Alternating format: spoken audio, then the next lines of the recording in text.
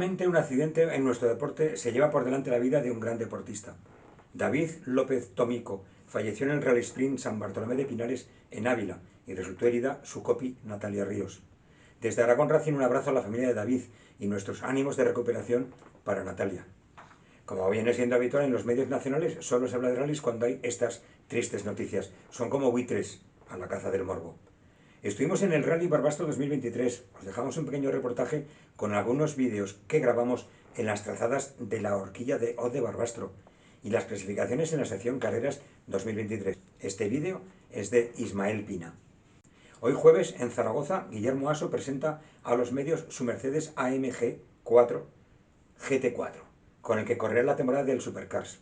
Y para todos los y las que lo queráis ver, estará expuesto en Puerto Venecia de Zaragoza, en la planta alta, junto a la Plaza Palmeras, desde mañana hasta el día 2. Abiertas las inscripciones del Slalom de Samper para el 14 de mayo, organizado por el Automóvil Club Zaragoza. Cumpliendo su promesa de abrir el club a la ciudadanía y ganar con ello afición a nuestro deporte, el domingo se presenta el Osca Motor Club con programa y objetivos para los próximos años. Lo hará en la Plaza del Casino de Huesca.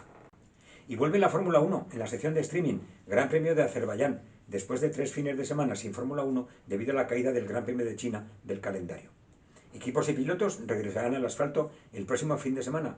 Sesión doble, porque hay carrera al sprint, o corta, o como la quieran llamar ahora. La quali para la carrera del sábado es a las 10:15 de la mañana, antes de los libres 2. Y la carrera corta, esta de la que estamos hablando, a las 1:10. La quali para la carrera del domingo será el viernes a las 3 y la carrera a la 1. Joder, no lo podían haber liado más.